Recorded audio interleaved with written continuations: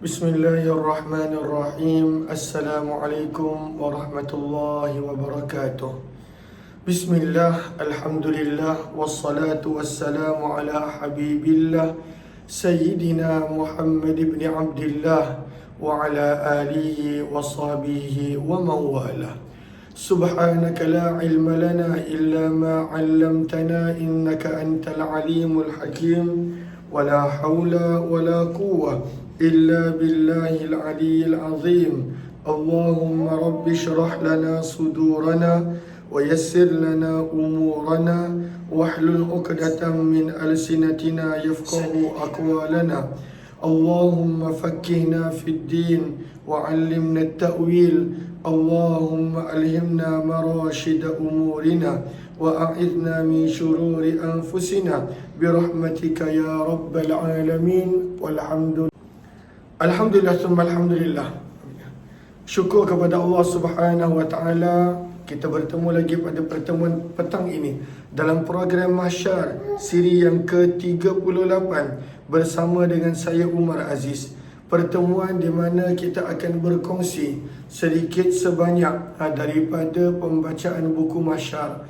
Ahlan-ahlan kepada sahabat-sahabat yang saya perasan di ruangan komen. Ada Sofiati Ramzi, ada Harun Jaafar dan juga Lina serta semua sahabat-sahabat lain yang berada di ruangan TikTok. Di FB pula, ahlan-ahlan Ummi Madiah, Zainab Abu Bakar, Ummi Zayhadi, Murazwa, Bakal Jenazah, Syed Ahmad, Ija Rahman, Nurisawan Hasan, Yaya Lia, Ummi Arina Umar, Indun Hashim, Saadia Muhammad Arifin, Zainun Hadi, Naimah Awang, Mazna Abu Bakar, kemudian Abdul Rahman, Muhammad Zakir Hussein dan juga Zainab Ayub, Aziza Izzah, Maya Puksin, Abdul Rahman, Dafah Al-Farizi, Siti Zabidah Abdul Hamid, kemudian Mak Yang Nur, Marwani Ahmad, Hasna Muhammad Doya, Qana'ah Imsyiah, Rosni Kasa, Muhammad Faiz, Azlina, Ramina's Kitchen dan juga semua sahabat-sahabat yang lain. Ahlan-ahlan kepada semua, bagaimana suara saya pada petang ni? Adakah jelas? Mohon sahabat-sahabat berikan maklum balas ketika sebelum kita teruskan dalam pembacaan buku Mahsyar. Adakah suara saya jelas? Kalau ada seorang dua yang boleh bantu, sebab tadi di awal memang tak berapa jelas, ada sedikit sebanyak gangguan. Terima kasih Jaliyah Hassan dan juga di FB. Ahlan-ahlan kepada semua, mohon beri maklum balas. Terima kasih Kak Aini Osman dan juga sahabat-sahabat yang lain. Jelas tapi bergema. Jelas tapi bergema. Typing jelas. Okey, ada jelas. Kalau bergema ni berarti dia punya mic tak berapa jelas. Okey.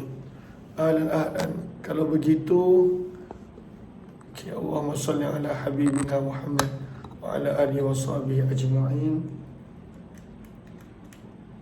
Okey. Lalu pada petang ni kita nak sambung dalam pembacaan buku Mahsyar. Kita nak sambung dalam pembacaan buku Mahsyar dan kita dah berada pada siri yang ke-38. Minta maaf semalam saya tak sempat nak buat tidak hayati Quran dan juga Mahsyar. Kemudian pada pagi tadi pun tak sempat nak buat hayati Quran. Namun mudah-mudahan pertemuan kita adalah pertemuan yang bermanfaat, insya-Allah. Marilah kita mulakan pertemuan kita dengan kita perbetulkan dahulu niat. Mudah-mudahan lebih ramai yang beroleh manfaat.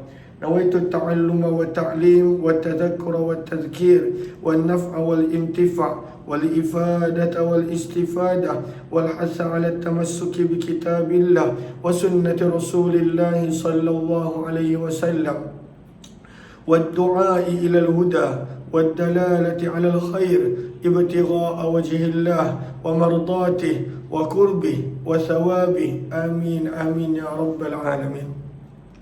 Ahlan-ahlan Haifa, ahlan-ahlan sahabat-sahabat yang lain, kita pada petang ini dah tiba pada muka surat 135. Berkenaan masih lagi tentang talqin yang ada dalam kitab I'anatul Talibin yang penulis kongsikan di sini. ahlan-ahlan kepada sahabat-sahabat, mohon jasa baik untuk bantu share, bantu untuk kongsi, bantu untuk sebar luas. Mudah-mudahan lebih ramai yang beroleh manfaat. Maka kata penulis pada muka surat 135, wahai hamba-hamba Allah, peganglah dengan hujah ini. Maksudnya pegang pada waktu itu dengan Islam adalah agama kita, Allah adalah Tuhan kita, Nabi SAW adalah Nabi dan Rasul kita, Al-Quran adalah pedoman kita, Kaabah adalah kiblat, solat adalah kewajipan kita, dan umat Islam adalah saudara-saudara kita. Maka semua ini hendaklah pada waktu itu kita pegang. Dan namun seperti yang kita ingatkan, ianya adalah bergantung sewaktu kita hidup, bagaimana kita pada waktu itu menjalani cara kehidupan kita. Maka sebab itu disebutkan kama ta'ishun tamutun, sebagaimana kita menjalani kehidupan tamutun, kelak begitulah kita akan mati. Dan sebagaimana kita mati tuhsyarun, begitulah keadaan kita akan dibangkitkan. Mudah-mudahan kita akan meninggalkan dunia ini dalam keadaan Allah redha dan husnul khatimah, insya-Allah. Kata penulis, dan ketahuilah kamu sekarang sedang berada di alam barzah dan sedang menuju ke hari kebangkitan. Kita berada dalam kubur adalah terminal pertama, persinggahan pertama. Dan kita selepas daripada berada dalam alam kubur, kita akan bergerak untuk menuju kepada hari kebangkitan. Hari yang mana akan dihimpunkan, dihidupkan balik semua makhluk-makhluk dan semua manusia. Lalu kata penulis dalam talqin ini, sekiranya ditanya kepada kamu, apakah pendapat kamu tentang seorang lelaki yang telah diutuskan kepada kamu dan sekalian alam, maka jawablah, dialah Nabi Muhammad sallallahu alaihi wasallam yang telah datang kepada kami membawa kebenaran daripada Tuhan. Kami mengikutinya, kami beriman dengannya, dan kami membenarkan risalahnya. Maka ini adalah apabila ditanya tentang baginda Nabi SAW. Maka bagaimana kita nak dapat menjawab soalan itu? Kehidupan kita perlu pada waktu itu seperti mana yang ditunjukkan oleh baginda sallallahu alaihi wasallam. Kehidupan kita perlu seperti mana yang diajar oleh Nabi sallallahu alaihi wasallam. Walaupun daripada sekecil-kecil perkara, ianya bermula daripada situ. Maka kehidupan kita perlu seperti mana yang diajar oleh Nabi sallallahu alaihi wasallam untuk dapat kita menjawab soalan yang kedua ini tentang siapakah insan, manusia, lelaki yang telah diutuskan kepada kamu. Maka itu adalah Nabi sallallahu alaihi wasallam. Kemudian sekiranya mereka ingkar, maka katakanlah, wahai Muhammad, cukuplah bagiku Allah yang menolong dan memeliharaku. Tiada Tuhan yang berhak disembah melainkan Dia. Kepadanya aku berserah diri, dan Dialah yang memiliki arsy yang agung. Fa in a'radu, maka kalaulah pada waktu ini, ayat Al-Quran sebenarnya, kalaulah lepas nasihat yang dah bagi, peringatan waktu hidup yang dah bagi, masih lagi manusia berpaling, masih lagi manusia menolak, masih lagi pada waktu itu tak nak kembali kepada Allah dan Rasul, maka Allah suruh Nabi SAW menjawab apa dia? Cukuplah bagiku Allah, tiada Tuhan yang berhak disembah melainkan Allah. Kepadanya aku berserah, dan Dialah yang memiliki arsy yang agung. Alaihi tawakkal wa huwa rabbul arsyil azim. Kadang-kala manusia waktu hidup, dia masih lagi tak nak menerima teguran, masih lagi pada waktu itu tak nak mengubah cara kehidupan, masih lagi pada waktu itu berada di atas kedegilan dan kesombongan. Dan kita tak boleh nak paksa orang berubah. Kita tak boleh pada waktu itu nak paksa manusia untuk mengikuti jalan yang Al-Quran dan Sunnah Rasulullah SAW ajar. Maka kalaulah tak ada yang berubah enggan, maka Allah suruh Nabi untuk cakap ayat ini pada waktu itu kepada Allah lah aku berserah. Sebenarnya talqin ini seperti mana untuk orang mati, sebenarnya juga untuk orang yang masih hidup. Talqin ini. Kemudian pada perenggan terakhir muka surat 136, dan ketahuilah bahawa mati itu benar. Mati itu benar. Setiap daripada kita nampak orang sebelum kita mati, keluarga kita mati, sahabat taulan teman kita mati.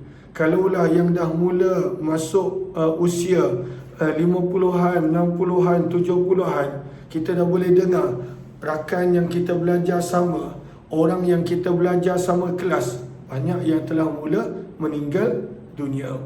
Tadi baru ada dengar ceramah seorang ustaz ni, saya pun tak ingat siapa. Lalu waktu jumpa dengan kawan-kawan, waktu reunion, kalaulah reunion masa usia 30 tahun, soalan yang biasa ditanya pada waktu itu adalah kerja kat mana. So 30 tahun jumpa rakan sekolah, kalau waktu reunion, kerja kat mana? Oh, kerja kat sini. Kerja dengan siapa? Gaji berapa? Itu soalan yang biasa ditanya. Kalaulah reunion sewaktu usia 40 tahun, maka pada waktu itu soalan yang ditanya adalah lebih kepada Allahumma salli ala sayyidina Muhammad, anak dah berapa? Usia 40, anak dah berapa? Umur dah berapa? Anak sekolah kat mana? Cerita pasal anak.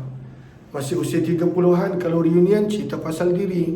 Ketika mana usia dah 40-an, jumpa balik, reunion balik, maka cerita pasal anak. Anak berapa orang, umur berapa, belajar ataupun kerja kat mana. Maka ini ketika usia 40 tahun. Kemudian bila jumpa balik pada usia 50 tahun, tanya pasal cucu pula. Cucu dah berapa orang? Cucu pada waktu tu laki ke perempuan? Tanya pasal cucu. Pada usia 60, pada usia 50 tahun. Kalaulah reunion balik masa usia 60 tahun, maka pada waktu itu tanya tentang penyakit pula. Kau ada sakit apa? Kau ada penyakit apa? Makan ubat apa? Berapa kali sehari? Check up dekat hospital mana? Cerita pasal sakit. Pada usia 60 tahun, kalaulah masih ada lagi buat reunion, masih lagi berjumpa.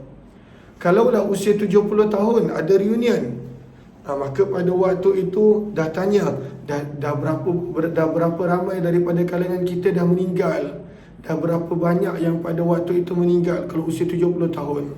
Siapa? Oh, kawan tu dah meninggal, kawan ni dah meninggal, rakan kelas tu dah meninggal, rakan kelas ni dah meninggal. Kalaulah reunion masa usia 70 tahun.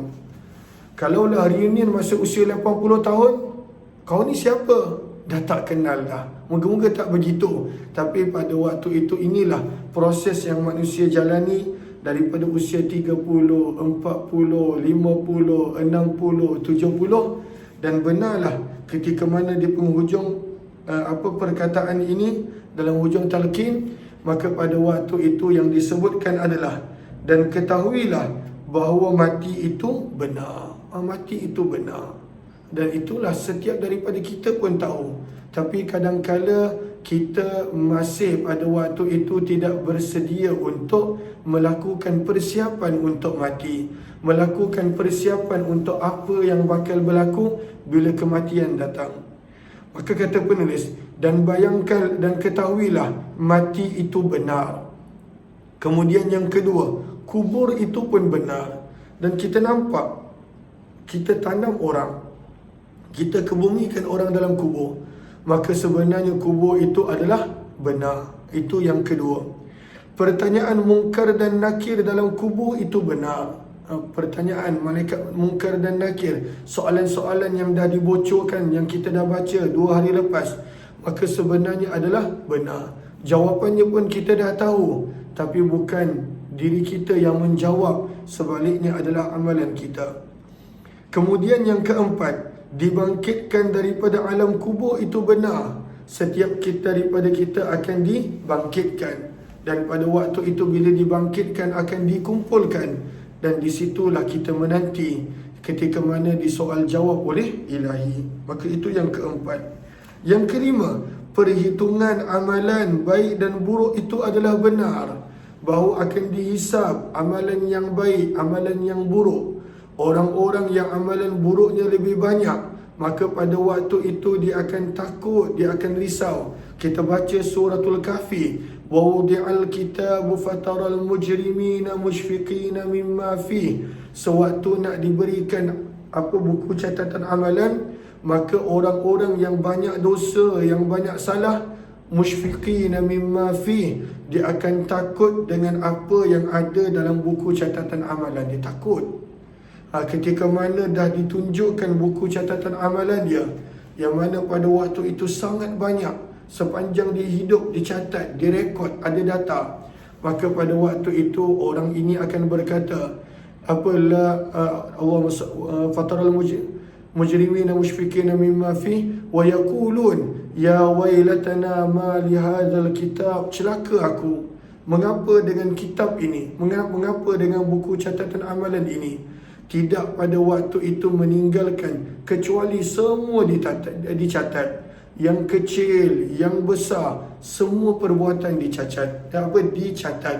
La yughadiru saghirah wala kabirah illa ahsaha. Semua amalan kita buat pada waktu itu dicatat oleh para malaikat. Maka sebab itu yang keenam disebut bahawa perhitungan amalan baik dan buruk itu benar. Kemudian ada pula mizan. Maka yang ketujuh, penimbang amalan itu benar. Yang kelapan, selepas itu ada pula titian sirat. Maka titian sirat itu pun benar. Dan yang terakhir, neraka itu benar, syurga itu benar, dan hari kiamat itu akan hadir tanpa ada sebarang keraguan padanya. Dah tak ada ragu-ragu dah. Maka sepatutnya kita dah membuat persiapan untuk kematian. Kita dah mula rancang. Macam mana kita rancang untuk hari tua kita, hari ketika mana kita dah tak mampu nak bekerja. Itu waktu hidup. Maka kita pun sebenarnya dah mula kena merancang. Merancang untuk apa? Merancang untuk hari selepas daripada kematian. Sebab macam mana bila hari dah tua, dah tak mampu bekerja, manusia merancang daripada sekarang. Maka ketika mana dah meninggal dunia, dah tak boleh nak buat sebarang amalan dan kerja, maka kena merancang daripada sekarang. Selagi mana masih terkandung nyawa pada badan, kena merancang. Saya minta izin untuk minum.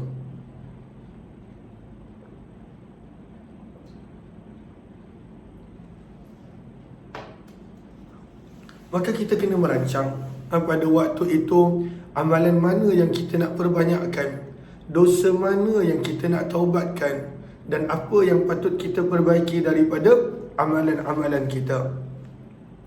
Kemudian kata penulis, Allah akan membangkitkan setiap orang dalam kubur masing-masing. Tak ada orang yang pada waktu itu dia boleh sembunyi dalam kubur. Walaupun mungkin pada waktu itu badannya telah dibakar dan abunya ditaburkan di dalam laut. Walaupun mungkin seseorang itu hilang dalam hutan. Walaupun mungkin seseorang itu dimakan binatang buas tubuh badan dia. Tetapi setiap orang akan dibangkitkan semula. Kerana kita bukan dibangkitkan pada waktu itu menggunakan jasad yang sama, tetapi roh akan diberikan jasad yang baru. Maka akan dibangkitkan semua orang. In kanat illa sayhatan wahidah. Tidaklah, dan kita baca surah Yasin, tidaklah kecuali ianya hanya satu petikan. فَإِذَا هُمْ جَمِيعٌ لَدَيْنَا مُحْضَرُونَ. Maka manusia akan mula berkumpul di sisi Allah. Ini satu jeritan. Dan manusia akan mula berkumpul di sisi Allah Subhanahu Wa Taala sewaktu hari kebangkitan. Muka surat yang ke-137. Kata penulis, selesai sahaja talqin dan doa dibacakan. Bila dah talqin, bila dah doa, maka kata penulis, maka tiada lagi urusan di antara mereka, iaitu orang yang masih hidup, dengan engkau. Manusia mula balik dah. Bila kita meninggal je, mereka dah tanam, mereka pada waktu itu dah doa, masing-masing akan beransur balik. Dan kita yang tinggal seorang-seorang. Tak ada siapa yang sanggup nak duduk dengan kita bertahun-tahun dekat kubur. Tak ada. Mungkin ada yang datang sekejap, balik. Mungkin pada waktu itu ada yang ziarah sekejap, balik. Tapi itu realitinya. Masing-masing akan meneruskan balik kehidupan masing-masing. Macam kita lah, kita hantar orang yang telah meninggal dunia ke kubur. Mungkin kita ziarah pada bulan pertama kerap, setelah itu dah makin kurang, setelah itu dah makin dilupakan. Maka sebab itu, yang tinggal adalah antara kita dengan Allah. Yang tinggal adalah diri kita sendiri semata-mata. Maka sebab itu disebutkan di sini, bila dah selesai talqin dan doa dibacakan, maka tiada lagi urusan di antara manusia yang masih hidup dengan engkau. Maka mereka pun mula beransur pergi, seorang demi seorang, meninggalkan engkau seorang diri. Mungkin yang paling akhir, mungkin anak-anak kita, mungkin yang paling akhir, pasangan kita. Mungkin yang paling akhir pada waktu itu orang yang rapat dan mengasihi kita. Tapi that is, sampai situ saja, that's it. Mereka selang beberapa lama pun akan balik. Mereka akan meneruskan kehidupan. Tinggallah kita bersendirian. Tinggallah kita keseorangan. Bersama yang menjadi teman adalah amalan-amalan. Maka kata penulis, bayangkan perasaan engkau yang semakin gerun dan takut apabila ditinggalkan sendirian. Sekiranya engkau orang yang beriman kepada Allah, engkau pasti akan merasa gembira dan tidak sabar kerana engkau bakal bertemu dengan kekasih agung yang telah menciptakan engkau. Kalaulah seseorang itu dia dah buat persiapan, kalaulah seseorang itu pada waktu itu dia dah buat amalan seperti yang Allah perintahkan, dia tinggalkan perkara yang Allah tak suka, orang macam ni dia happy sebab dia dah buat persediaan. Siapa yang takut? Yang takut yang tak ada bekalan. Yang takut pada waktu itu tak ada bekalan. Orang yang dah buat bekalan dia happy, dia seronok. Nanti nak jumpa Allah lah, nak jumpa Nabi SAW, amalan pun dah cukup, amalan pun dah banyak. Alhamdulillah, dia seronok, dia tak takut. Maka siapa yang takut? Orang yang tak ada persediaan. Macam contoh nak pergi umrah. Macam contoh orang yang nak pergi umrah. Orang yang pada waktu itu dia tak buat persediaan. Barang yang nak kena bawa, dia tak bawa. Pada waktu itu kursus umrah pun dia tak pergi. Dia tak tahu nak buat apa. Dia tak tahu nak pakai ihram macam mana. Kadang-kadang ihram pun dia tak tahu. Pantang larang pun dia tak tahu. Dia sekadar pada waktu itu nak pergi, ingat macam melancong. Maka pada waktu itu dia akan risau. Dan dia akan pada waktu itu ada banyak masalah daripada sudut pantang larang ihram yang dia anggap. Sebab tak ada persediaan. Maka samalah juga orang yang dah ada persediaan, maka ketika mana nak pergi dalam permusafiran, perjalanan, dia tenang, dia seronok, dia happy sebab dia dah bersedia. Samalah juga dengan hamba-hamba Allah yang telah bersedia sepanjang hidup dia. Dia telah buat amalan sepanjang hidup dia. Maka nanti dalam kubur, dia dah tak sabar. Mana malaikat? Kenapa malaikat tak datang lagi? Tak sabar nak jawab soalan ni. Sebab dia tahu yang jawab soalan bukan dia. Pada waktu itu, amalan dia akan bantu. Maka dia tak risau. Dan dia pun telah buat yang terbaik amalan dia. Dia telah bersusah payah di dunia. Maka sebab itu kata penulis, orang yang telah buat persiapan pasti akan merasa gembira dan tidak sabar kerana akan bertemu dengan kekasih agung yang telah menciptakan kita. Dia tak sabar. Lalu persoalannya, siapa yang takut? Yang takut yang tak ada persediaan. Siapa yang takut? Yang takut pada waktu itu tak bersedia nak jumpa dengan Tuhan. Siapa yang takut? Orang yang tak banyak amalan. Siapa yang takut? Orang yang tak sempat bertaubat daripada kemaksiatan. Yang ni takut. Mudah-mudahan kita tak nak menjadi orang yang takut. Sebaliknya, orang yang pada waktu itu gembira, tak sabar pada waktu itu kerana dah melakukan persiapan sewaktu kita hidup di dunia. Kata penulis, sebaik sahaja orang yang terakhir sekali pergi meninggalkan engkau, maka datanglah pelawat yang pertama sekali untuk menziarahi engkau. Engkau kenal bukan? Semestinya kita kenal. Siapakah orang yang mula-mula akan datang menziarahi kita? InsyaAllah kita akan sambung pada siri-siri yang berikutnya.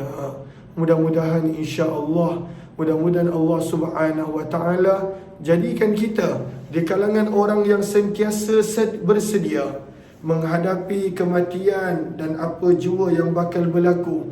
Moga-moga Allah menjadikan kita orang yang gembira, orang yang bahagia sewaktu datangnya malaikat maut menjemput kita, kerana kita dah bersedia. Mudah-mudahan Allah menjadikan kita orang yang dah tak sabar nak meninggalkan dunia yang sementara, nak pulang menuju kepada Allah Pencipta, kerana kita telah bersedia. Amin, amin ya rabbal alamin. Kematian adalah pasti. Marilah sama-sama kita melakukan persediaan untuk apa yang bakal berlaku sewaktu kematian dan selepas daripada kematian. Kita akan sambung pada keesokan hari jam 6 petang, dan insya-Allah pada jam 8.30 pagi esok akan ada hayati Quran saya usahakan, dan kemudian jam 5.15 ada pembacaan hadis kitab Tirmizi insya-Allah. Kemana pun sahabat berada sewaktu cuti ini, berhati-hati, jangan memandu terlalu laju, dan kalau mengantuk rehat. Mudah-mudahan Allah permudahkan segala urusan. Terima kasih kepada sahabat-sahabat yang beri gift. Terima kasih kepada Salasia. Terima kasih kepada sahabat-sahabat yang lain, Nina, dan juga kepada semua. Moga Allah balas dengan sebaik-baik kebaikan dan ganjaran. Wabillahi taufiq wal hidayah. Assalamualaikum warahmatullahi wabarakatuh. Jika ada yang ingin untuk membuat pembelian buku masyar, boleh tekan link yang berada di ruangan komen. Jumpa lagi insya-Allah.